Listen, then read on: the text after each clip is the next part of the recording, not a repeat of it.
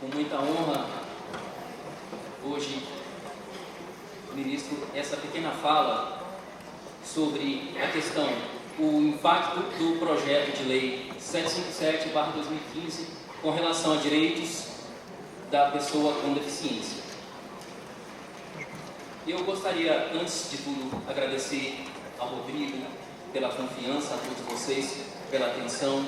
Meu nome é Fernando Gaburri, eu sou pessoa com deficiência visual em grau de cegueira e aqui no meu computador tem um software que lê o que tem na tela e é a mesma coisa que está passando para vocês aí nos slides.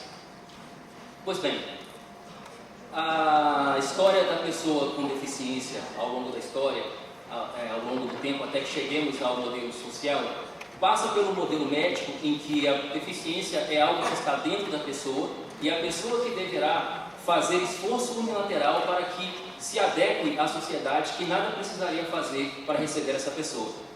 Em 1938, o MEC estabeleceu que apenas as pessoas que pudessem se matricular nas aulas de educação física poderiam cursar ensino secundário, o atual ensino médio. Isso porque a educação física prepararia a pessoa para o combate, a luta e a guerra por meio da ginástica, por meio dos jogos recreativos.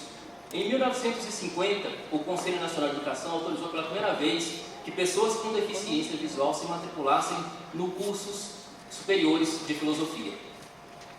Em 2001, embora o tema não seja muito conhecido, pela primeira vez nós introduzimos no ordenamento jurídico brasileiro o modelo social pela Convenção da Guatemala esse ano de 2001 e depois o Estatuto da Pessoa com Deficiência, com base na Convenção, no seu artigo 2º, traz a pessoa com deficiência como aquela que tem impedimento de longo prazo, natureza física, mental, intelectual, sensorial, o qual, em interação com uma ou mais barreiras, pode obstruir sua participação plena e efetiva na sociedade com igualdade de condições com as demais pessoas. Em termos de experiência pessoal, eu posso dizer que na minha avaliação médica, antes de ingressar nos quadros da Procuradoria-Geral do município, eu realmente senti essa dificuldade de convencer a junta médica de que eu era apto ao exercício do cargo que hoje eu ocupo, e me fizeram perguntas como é que você vai fazer para ir para a Procuradoria? Eu respondi, eu não faço a menor ideia onde eu vou morar, não faço a menor ideia onde é a Procuradoria. Perguntas como, você não pode fazer transplante de córnea? Eu disse, nesse laudo médico que está na sua mão, diz que o meu problema é na retina. Nós não temos processos em braille, mas os processos já estão sendo digitalizados. Enfim, depois de todos esses esforços, tive uma pessoa iluminada que estava naquela junta multidisciplinar, que é o nosso amigo Aldo Medeiros, que hoje não pôde estar aqui, e que juntamente com um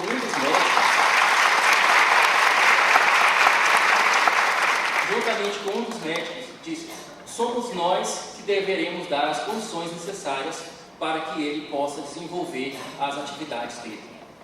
Num segundo momento, isso foi no ano de 2009, no ano de 2010, eu fiz a seleção para uma faculdade particular, passei em primeiro lugar nessa seleção e quando fui entregar meus exames médicos, o médico disse, agora só falta um laudo que ateste a sua incapacidade.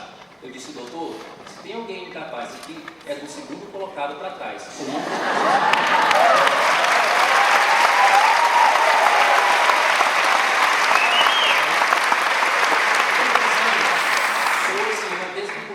Entre deficiência e capacidade civil. O artigo 84 do Estatuto diz: a pessoa com deficiência tem assegurado o direito de o exercício de sua capacidade legal em igualdade de condições com as demais pessoas. No artigo 6º, a deficiência não afeta a plena capacidade civil da pessoa, inclusive e aí traz um rol de direitos da personalidade, que não se referem a direitos negociais propriamente, e o artigo 85 traz a curatela federada tão somente aos direitos de natureza patrimonial e negocial. O seu parágrafo 1º deixa claro que os direitos existenciais não estarão afetados pela curatela. A capacidade civil da pessoa com deficiência é um pressuposto para o processamento da tomada de decisão apoiada, e a Convenção dos Direitos das Pessoas com Deficiência, seu artigo 12, reconhecimento igual perante a lei, deixa claro em seu parágrafo 2º que os Estados partes reconhecerão que as pessoas com deficiência gozam de capacidade legal e igualdade de condições com as demais pessoas em todos os aspectos da vida. E o terceiro, os Estados partes tomarão medidas apropriadas para prover o acesso de pessoas com deficiência ao apoio que necessitarem no exercício da sua capacidade legal. O artigo 1783A, então, traz a tomada de decisão apoiada, internalizando este instrumento de direito internacional público para o direito civil, por meio do Estatuto, que acrescentou esse artigo 1783A ao Código Civil. E o que eu gostaria de ressaltar é que essas pessoas que apoiarão a pessoa com deficiência para a tomada de decisões na sua vida civil, fornecendo-lhe os elementos necessários para que possa exercer a sua capacidade. E este deve ser o ponto nodal, é que a tomada de decisão apoiada é um instrumento de promoção da autonomia e não de autolimitação da pessoa com deficiência. Tanto que o parágrafo 1º determina que apenas a pessoa com deficiência tem legitimidade para processar o pedido em jurisdição voluntária para a tomada de decisão apoiada.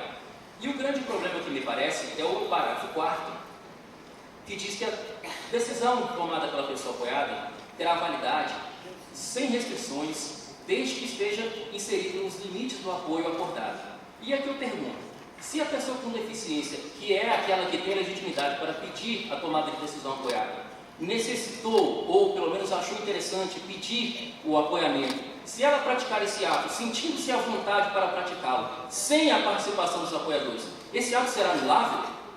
Me parece que está fortalecendo essa conclusão com o PL 757, que já passou pelo Senado e que também já está aprovado nas comissões da Câmara dos Deputados. O Código Civil italiano foi um dos primeiros que internalizou a tomada de decisão apoiada com base na Convenção e deixou claro em seu artigo 409 que os atos praticados pela pessoa com deficiência fora, sem o auxílio dos apoiadores, é anulável. Ele diz: efeitos da administração de apoio. O beneficiário conserva a capacidade de agir para todos os atos que não se acham sob a representação exclusiva ou assistência necessária do administrador de apoio. E no seu parágrafo seguinte, o beneficiário da administração de apoio pode, em todo caso, praticar os atos necessários a satisfazer as necessidades da própria vida cotidiana, ou seja, desde que não esteja definido no termo de apoio. O projeto de lei 757 de 2015 vai acrescentar o artigo 749A no Código de Processo Civil para instrumentalizar o rito da tomada de decisão apoiada. O parágrafo 2º diz que, juntamente com o pedido de tomada de decisão apoiada, a pessoa com deficiência e os apoiadores deverão apresentar termos que constem: 1. Os limites do apoio a ser oferecido, e 2. As hipóteses de participação obrigatória dos apoiadores para a validade do ato ou atos sucessivos. Ou seja, está claro que, uma vez que eu, no instrumento de promoção da pessoa com deficiência, peço a tomada de decisão apoiada, eu estou autolimitando a minha capacidade se este texto for aprovado. E, infelizmente, parece que está encaminhando para isso. O artigo 4º, que trata dos relativamente incapazes, tem o seu inciso 3º, que foi migrado do parágrafo do artigo 3º, que eram os absolutamente incapazes, para o artigo 4º. E então agora são relativamente incapazes aqueles que, por causa do transitório permanente, não puderem exprimir sua vontade. O parágrafo 2º, que vai ser acrescentado pelo PL, diz o seguinte: as pessoas com deficiência, inclusive mental, intelectual ou deficiência grave maior de 18 anos, têm assegurado o direito ao exercício da sua capacidade civil em igualdade de condições com as demais pessoas. E o inciso 3º vai dizer o seguinte: o acolhimento judicial do pedido de tomada de decisão apoiada pressupõe a vulnerabilidade da pessoa com deficiência mental, intelectual ou deficiência grave. Vejam, nós que tínhamos saído de uma dignidade e vulnerabilidade para uma dignidade e liberdade, parece que vamos retornar e talvez para um passo muito atrás do que estávamos no Código Civil de 2002. Pois bem, eu imagino a situação, se eu precisasse promover uma tomada de decisão apoiada para mim, e de repente precisasse realizar um contrato, qualquer que fosse, com base num termo de apoio. Eu não poderia realizar esse contrato sozinho, porque eu não teria a capacidade civil para isso, segundo a inovação legislativa que se aproxima. Mas eu tenho capacidade civil para assinar um termo de ajustamento de conduta, representando o município do qual sou procurador, que vai vincular todos os municípios da minha cidade. Vejam que contrassenso eu não poder usar o meu patrimônio pessoal para o que eu bem entender e poder dispor, entre aspas, do direito de uma coletividade de pessoas, de mais de 1 milhão de pessoas. O artigo 171, com a nova redação que vai receber, vai dizer que, além dos casos de anulabilidade já previstos em lei, terceiro, por inobservância dos termos da tomada de decisão apoiada homologada. Então, está sendo deixado claro que a tomada de decisão apoiada, uma vez tomada, será um instrumento de autolimitação da pessoa e os atos por ela praticados serão anulados. Bom, 178. É de 4 anos o prazo de decadência para se pleitear a anulação do negócio jurídico contado, no caso de pessoas sujeitas a tomar de decisão apoiada, do dia que for homologado o término do termo de apoio. Agora, se a pessoa com deficiência pode o mais, que é simplesmente pedir a criação e extinção do termo de apoio, por que durante a sua vigência ela não pode exercer plenitude a sua capacidade civil? Vejam o parágrafo 9 na redação original, na redação atual do Código Civil, com base no Estatuto da Pessoa com Deficiência. A pessoa apoiada pode, a qualquer tempo, solicitar o termo de apoio firmado em tomada de decisão apoiada. Não basta que a pessoa queira, que ela poderá pedir a extinção desse termo de apoio.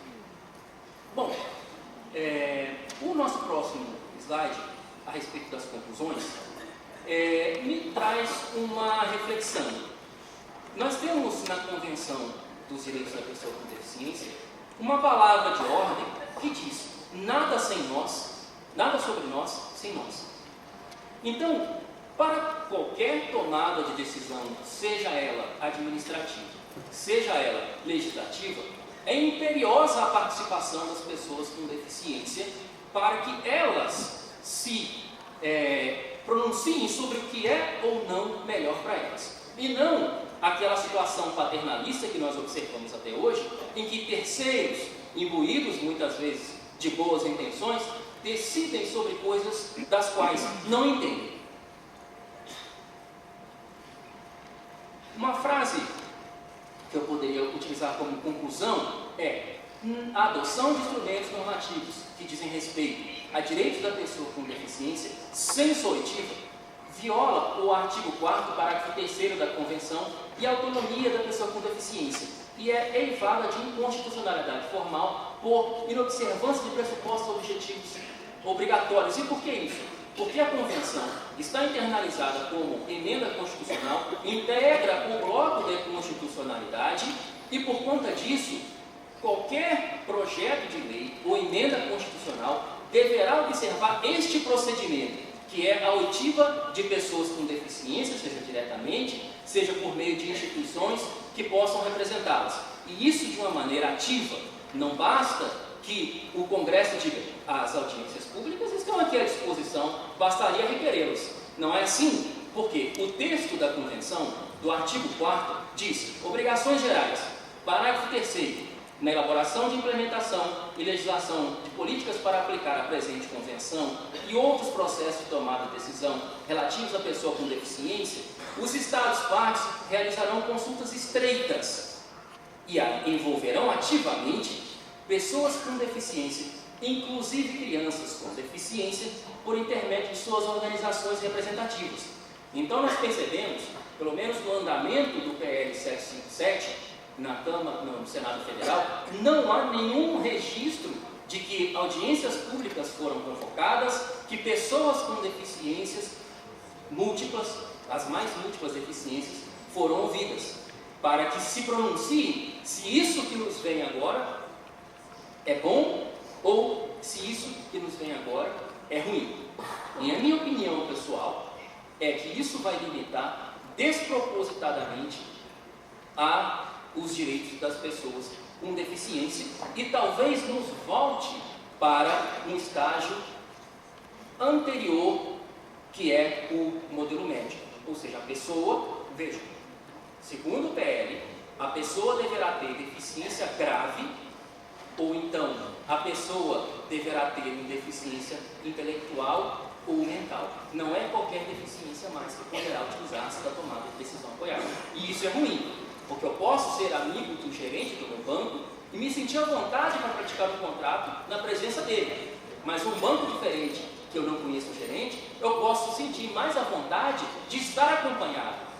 E aí a lei vai dizer, você só pode praticar contrato bancário se tiver acompanhado, já que há um termo de apoio dizendo que você não consegue praticar este contrato sozinho. Agora, esse termo de acordo, eu posso revogá-lo a qualquer momento. E aí, sim, fazer esse contrato sozinho. Então, essa é uma crítica que parece que nos traz essa reflexão e nos mostra que há ainda algo muito a se pensar e que os direitos das pessoas com deficiência devem ser observados antes ouvindo essas pessoas, para que depois essas decisões sejam tomadas. E eu posso dizer a vocês, muitas vezes as pessoas não sabem o que é melhor para nós. Acham que sabem, mas não sabem o que é melhor para nós. Eu tenho 3 minutos. Eu gostaria, então, de encerrar agradecendo a todos vocês, agradecendo principalmente a família, que é a base da sociedade e é quem nos dá os maiores apoios. Eu gostaria de encerrar rapidamente dizendo que quando eu estudava por volta da 3ª série no estado do Mato Grosso, uma professora disse, eu não sei como o Fernando vai fazer na 5ª série, porque lá ninguém vai poder ler para ele. A minha professora disse, e a prova era no mimeógrafo naquela época. Eu falei, professora, a prova está clara, eu não estou conseguindo ler, né, porque ainda tinha uma percentagem pequena da visão. Ela disse, isso é raciocínio lógico, não posso ler para você. E eu deixava questões em branco, porque não tinha a compreensão dos meus professores. Graças a Deus, hoje nós estamos em um outro momento em que queremos ter essa consciência e muitas vezes não temos por falta de informação, mas sempre eu digo, o caminho da informação é o melhor caminho. As pessoas às vezes me perguntam, desculpa a pergunta, mas eu vou lhe perguntar, e faz a pergunta. Não precisa pedir desculpas, porque a informação é o caminho que nós devemos seguir e ouvir a pessoa com deficiência é a melhor coisa. Certa vez uma pessoa disse, eu tentei ajudar um cego a atravessar a rua. Quantos você conseguiu? 2, mas foi muito difícil. Por quê? Porque ele não queria atravessar a rua.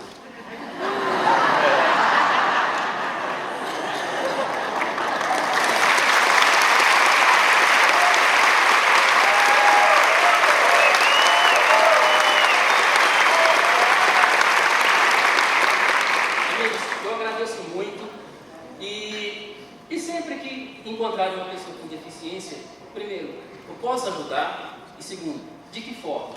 Isso basta para que nós possamos construir essa sociedade livre, justa e solidária preconizada pela nossa Constituição. Eu agradeço muito de coração pelo convite, pela atenção de todos vocês e espero, de alguma maneira, ter correspondido a essa responsabilidade imensa que Rodrigo colocou nas minhas costas, mas eu estou eternamente agradecido por essa oportunidade. Muito obrigado a todos.